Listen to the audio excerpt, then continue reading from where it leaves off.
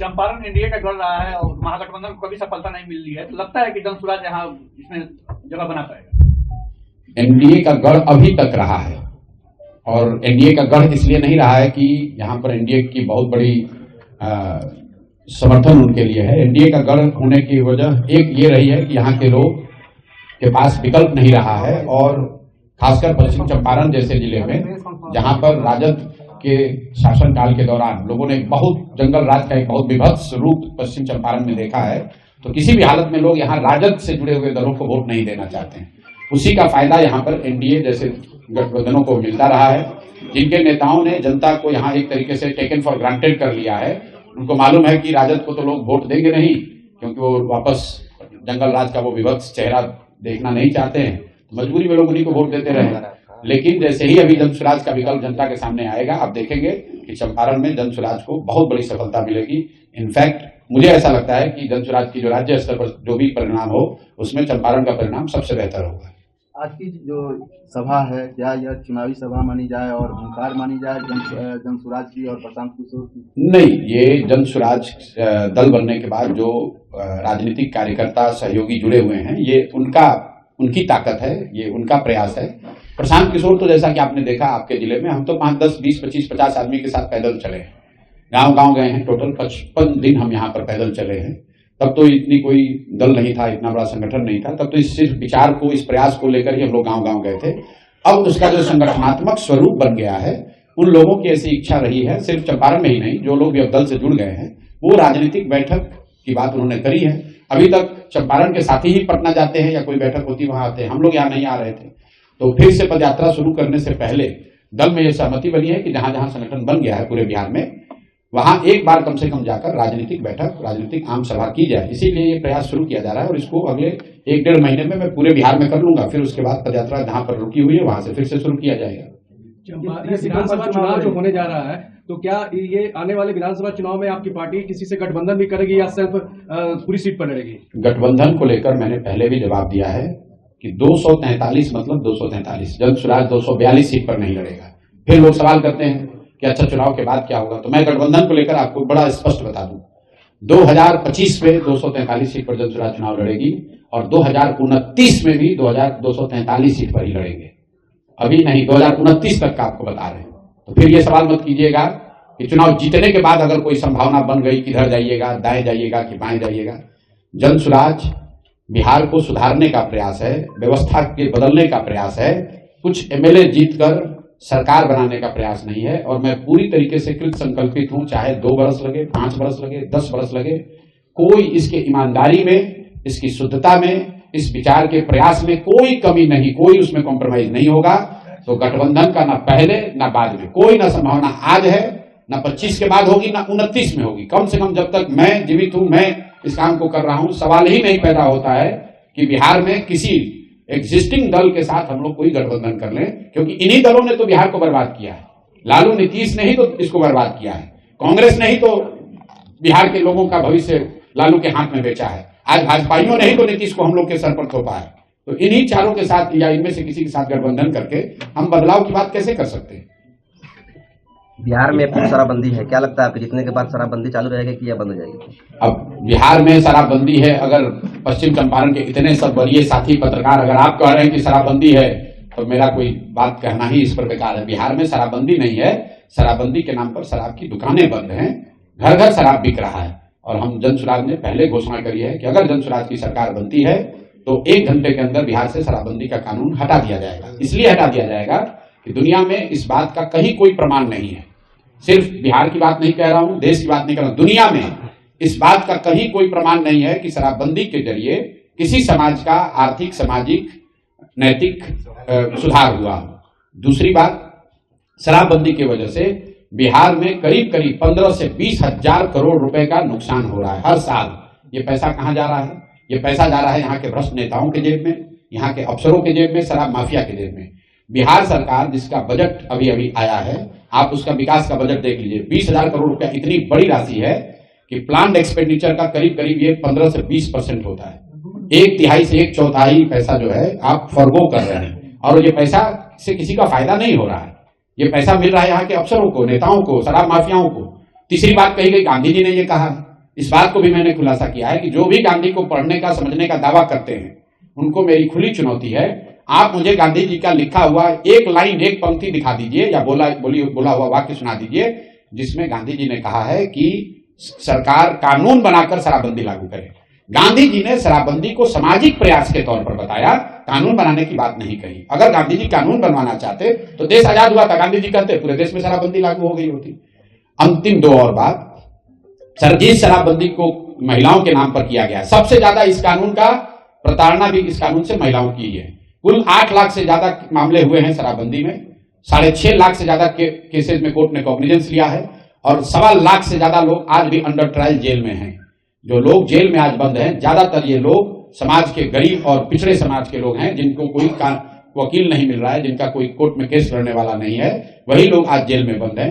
तो जो लोग सामाजिक न्याय की बात कर रहे हैं वो ये भी बताएं कि शराबबंदी से सबसे बड़ा नुकसान किसको हुआ है। जो सरकार में ऊपर बैठा हुआ है, नीतीश कुमार के अगल बगल बैठा है, वो तो शराब का धंधा कर रहा है, वो करोड़ों रुपया कमा रहा है और गरीब आदमी कहीं पकड़ लिया गया उसको आप पकड़ के जेल में कर देते हैं।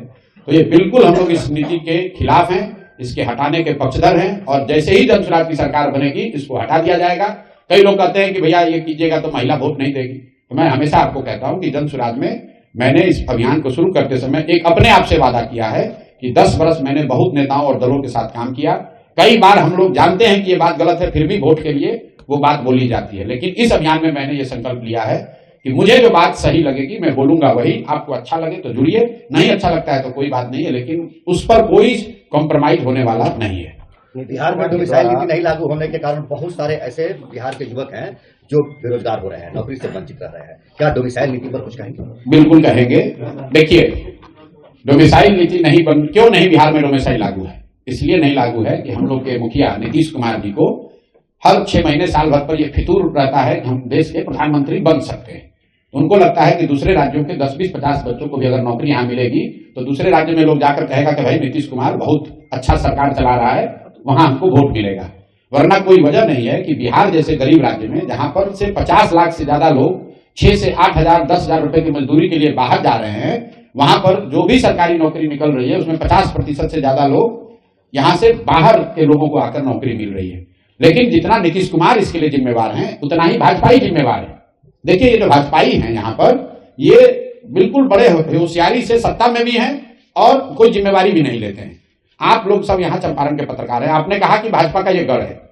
जरा भाजपाइयों से पूछिए कि भाई शराबबंदी से इतना ही फायदा है तो देश में तो तुम्हारी सरकार है, तुम देश में इसको काहे नहीं लागू करा देते हो? बगल में योगी जी काहे नहीं लागू कर दे रहे हैं शराबबंदी? जरा भाजपाइयों से पूछिए तो। अगर इतना बढ़िया ये कानून है तो बिहार के लोग ही इसका मजा क्यों ले रहे हैं? तुम यूपी के लोगों को भी मजा दिलवाओ भाई, तुम देश में भी लागू करा दो। ये जो भाजपा की जो मोहित नीति है, यही काम तो कांग्रेस ने किया है। देश में बैठकर आप इकोनॉमिक ग्रोथ की बात कर रहे हैं और बिहार में आप बिहार को हवाले कर दिया लालू के जंगल राज के। वही काम भाजपा वाले कर रहे हैं।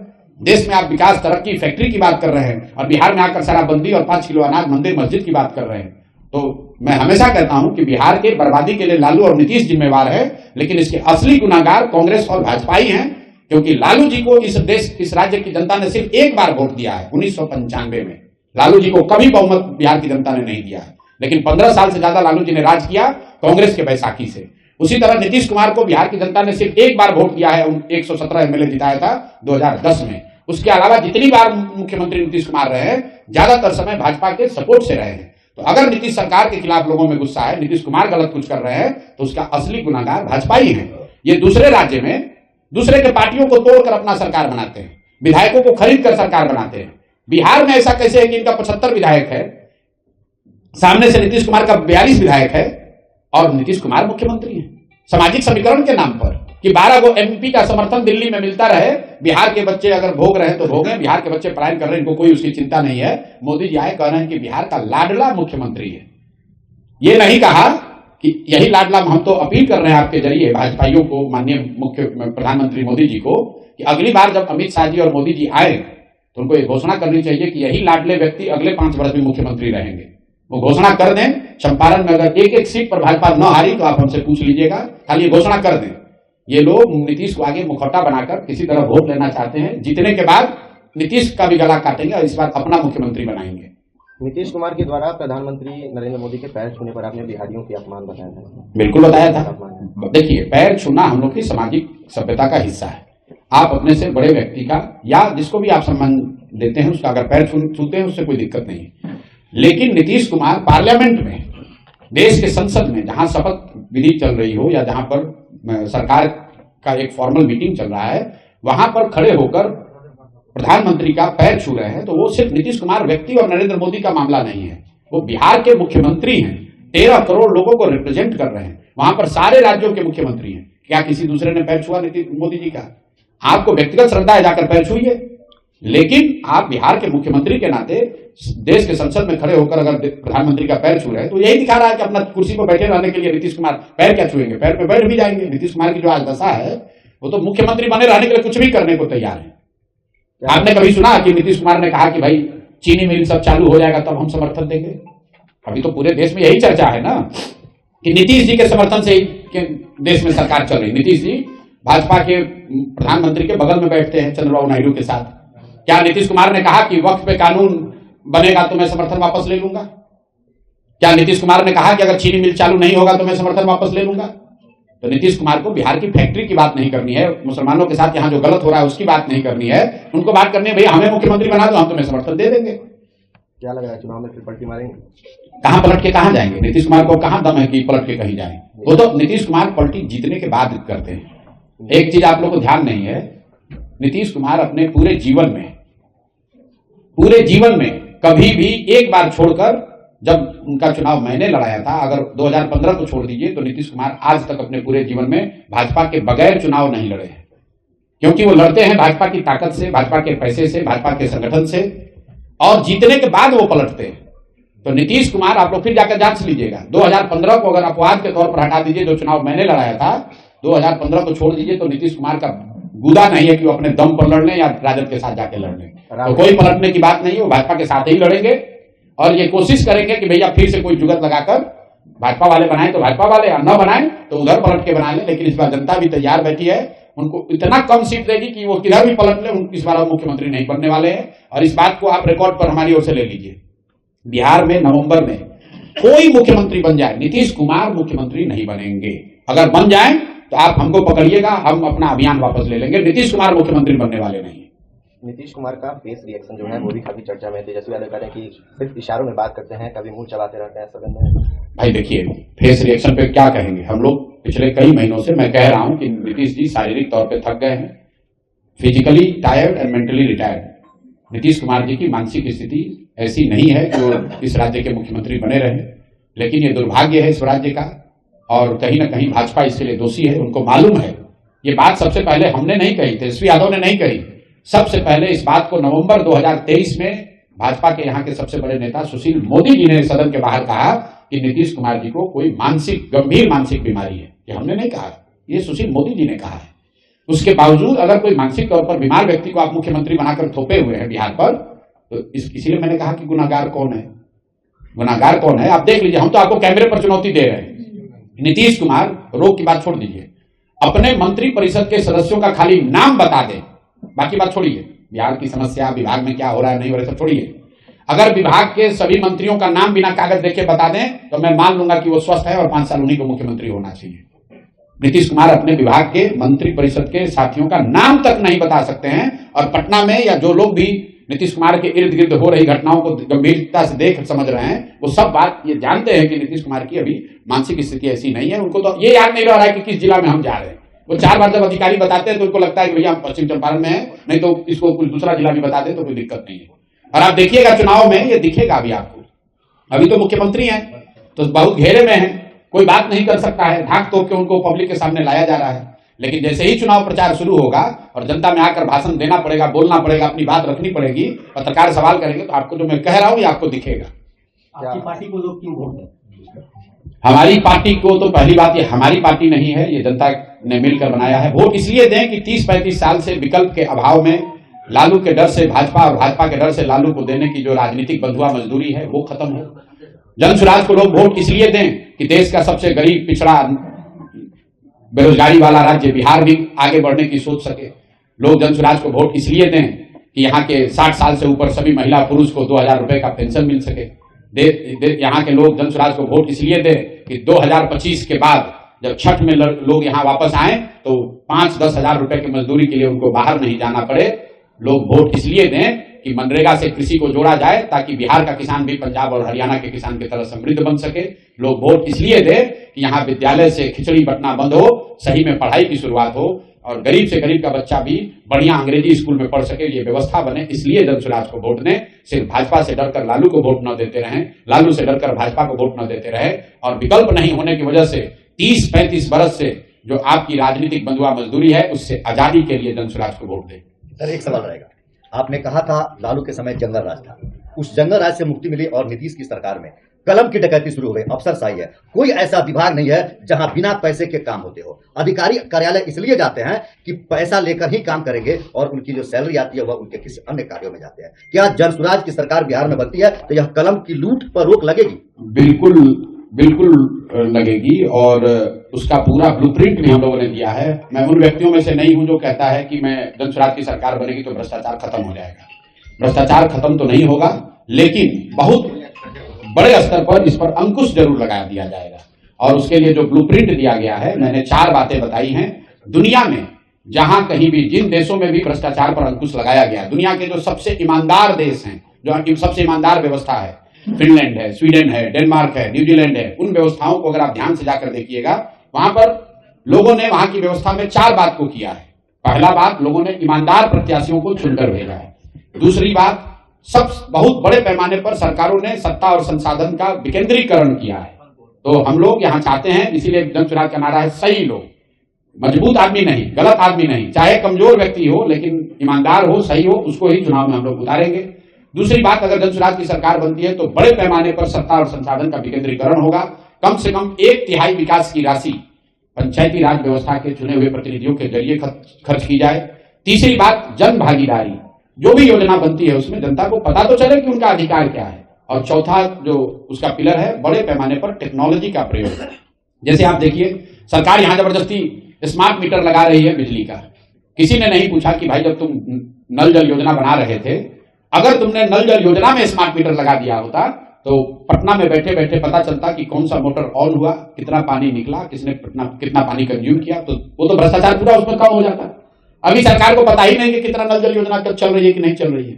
तो ये 4 जो सिद्धांत हैं, राजनीतिक लड़ाई में, लोकतांत्रिक लड़ाई में शुचिता आए, इसके लिए अच्छे लोगों का चुनाव, जो लोग चुनकर आए, व्यवस्था बने, उसमें बड़े स्तर पर सत्ता और संसाधन का विकेंद्रीकरण, तीसरा जन भागीदारी और चौथा बड़े पैमाने पर टेक्नोलॉजी का प्रयोग। इन 4 चीजों से बिहार में बहुत बड़े स्तर पर भ्रष्टाचार पर अंकुश लगाया जा सकेगा। इसलिए नहीं कि मैं कह रहा हूं, क्योंकि दुनिया में इस बात का प्रमाण है कि जिन देशों में भी, जिन राज्यों में भी भ्रष्टाचार पर अंकुश लगाया गया है, वो इन्हीं 4 माध्यमों से ये अंकुश लगाया जा सका है। नीतीश कुमार की बेटे निशांत कर सकते हैं। अच्छे लोगों का मतलब ये है कि आप बालू माफिया नहीं है। अच्छे लोगों का मतलब ये है कि आप शराब माफिया नहीं है।